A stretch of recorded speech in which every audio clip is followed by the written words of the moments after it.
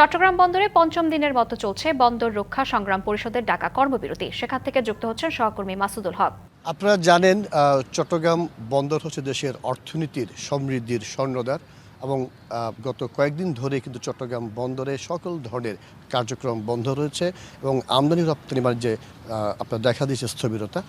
আমি যে জায়গাটি রয়েছে সেটি হচ্ছে বন্দরের 4 নম্বর গেট এলাকায়। এখানে এখন একেবারে পরিবহন শূন্য, অর্থাৎ কোনো ধরনের লরি ট্রাক বন্দরের অভ্যন্তরে প্রবেশ করছে না এবং বন্দরের ভেতর থেকে কোনো ধরনের পণ্যবাহী কোনো ট্রাক বা লরি বের হচ্ছে না।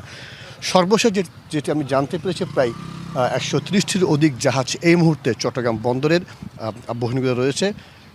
এর মধ্যে প্রায় 35টি জাহাজে রয়েছে বিভিন্ন খাদ্যপণ্য এবং সেগুলো কিন্তু খালাস করতে না পারার ফলে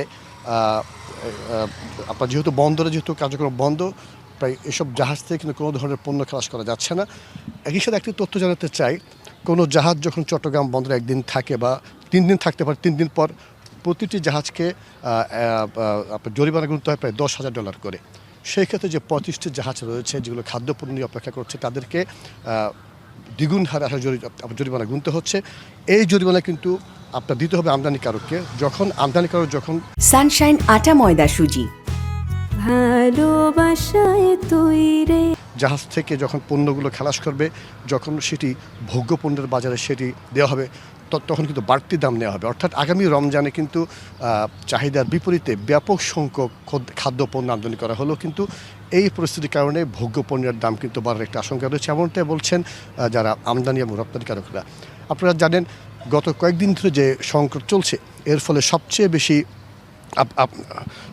বেশি উদ্বেগের মধ্যে পড়েছেন আসলে যারা বিভিন্ন উৎপাদনমুখী প্রতিষ্ঠান। সেখানে সময় মতো বিভিন্ন কাঁচামাল না পৌঁছানোর ফলে এসব উৎপাদনমুখী শিল্পে কিন্তু উৎপাদন ব্যাহত হচ্ছে। তো যেমনটি বলছিলাম, এই মুহূর্তে চট্টগ্রাম বন্দরের সকল ধরনের কাজকর্ম বন্ধ।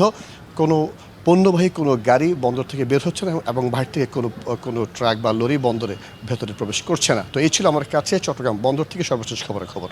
মাসুদুল, আপনাকে ধন্যবাদ।